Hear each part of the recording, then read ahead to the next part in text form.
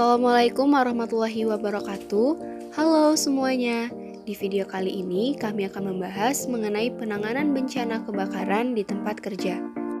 Kami dari kelompok 14 IKMA yang beranggotakan 4 orang. Yang pertama ada Dewi Putri Ayu dengan NIM 1001 118 2025005. Yang kedua ada Syifa Aisyah dengan NIM 1001 118 2025017. Yang ketiga ada Ahmad Fauzan dengan NIM 1001 138 2025145. Dan yang keempat ada Muhammad Wildan dengan NIM 1001 128 2025053. Baiklah, saya Syifa Aisyah di sini akan menjelaskan apa sih sebenarnya itu kebakaran. Nah, menurut Dewan Keselamatan dan Kesehatan Kerja Nasional atau DK3N, kebakaran adalah sebuah peristiwa bencana yang berasal dari api yang tidak dapat dikendalikan dan menimbulkan kerugian, baik kerugian materi maupun non-materi. Nah, kerugian materi itu sendiri dapat berupa harta benda, bangunan fisik, depot fasilitas sarana dan prasarana. Nah, kalau untuk kerugian non-materi itu seperti rasa takut dan juga trauma, kehilangan nyawa atau zat tumbuh yang ditimbulkan akibat kebakaran. Nah, kalau menurut Ramli tahun 2010, kebakaran adalah api yang tidak terkendali, artinya di luar kemampuan dan keinginan manusia. Ada penyebab terjadinya kebakaran. Nah, yang pertama itu adalah kelalaian karyawan yang merokok sembarangan. Nah, mungkin di tempat kerja itu ada karyawan yang merokok, tetapi mereka lalai dengan membuang puntung rokoknya sembarangan.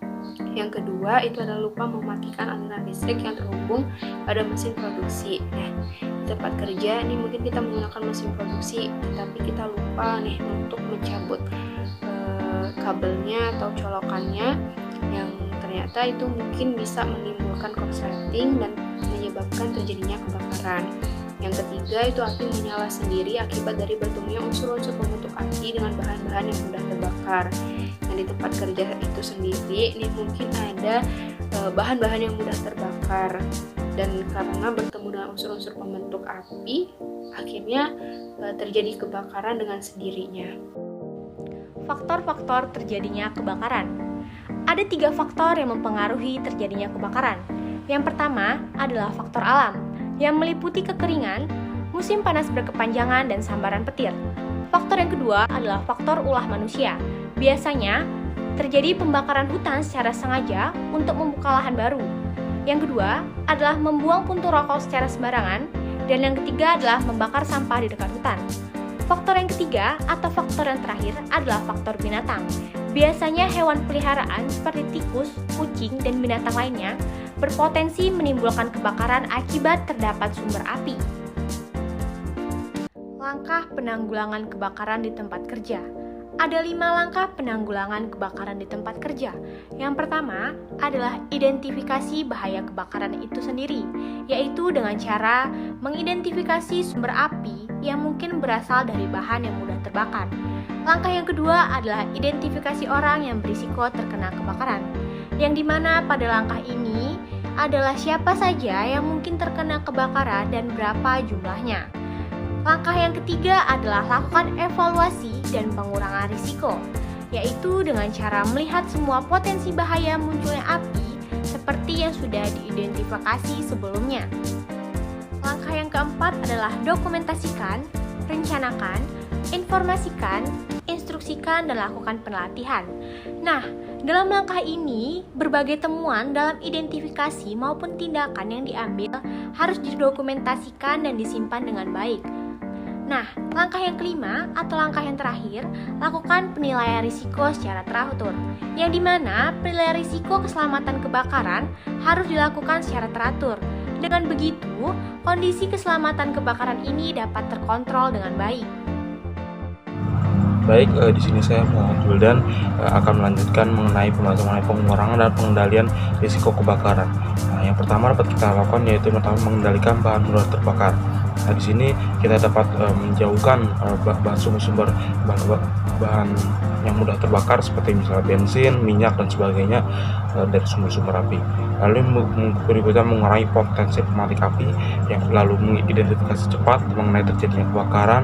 Lalu yang keempat, ketentuan dan prosedur keadaan darurat yang efektif. Yang kelima, pengendalian kebakaran. Yang keenam, pengendalian risiko kebakaran. Lalu yang berikutnya, informasi, pelatihan, dan pengendalian kebakaran, terutama untuk para karyawan ataupun orang-orang yang berada di tempat kerja. Selanjutnya kita akan membahas mengenai penanganan prabencana kebakaran di tempat kerja. Untuk penanganan sendiri, pertama kita dapat menyediakan alat pemadam api ringan atau APAR. Di sini kita dapat menyediakan alat pemadam api ringan ini di tempat-tempat yang strategis atau mudah dijangkau oleh orang-orang yang berada di tempat kerja. Lalu yang berikutnya, kita menghindari penggunaan stop kontak secara bertumpuk-tumpuk. Bila perlu kita menggunakan penggunaan stop kontak ini yang sudah berstandar SNI. Yang lalu berikutnya, hindari bahan-bahan mudah terbakar dari sumber api. Contohnya kita dapat menjauhi barang-barang seperti barang-barang plastik ataupun barang-barang yang terbuat dari kertas dari bahaya sumber api. Lalu yang berikutnya, tidak menghidupkan lampu secara terus-menerus dalam jangka waktu lama. Di sini kita dapat mematikan lampu pada siang hari contohnya, atau jika pada malam hari jika sudah tidak digunakan dapat dimatikan. Lalu yang berikutnya, mempersiapkan jalur evakuasi atau petunjuk evakuasi bencana kebakaran. Hal ini penting dilakukan pada saat sebelum bencana, karena jika kita sudah mengetahui jalur evakuasi pada saat sebelum bencana, kita sudah mempersiapkan dan tahu langkah-langkah apa saja yang harus dilakukan. Kemudian, penanganan saat bencana. Yang pertama kali harus dilakukan adalah tetap tenang menghadapi kebakaran.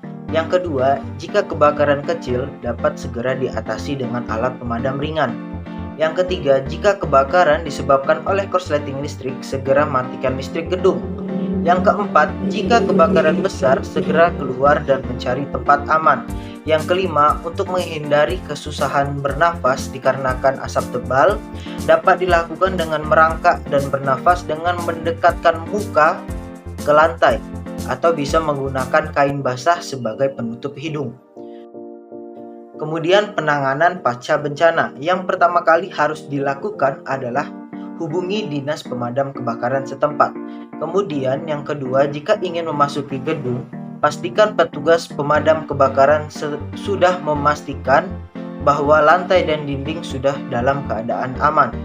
Yang ketiga, jika ingin menggunakan lagi fasilitas gedung seperti air dan listrik, tunggu petunjuk petugas pemadam kebakaran terlebih dahulu.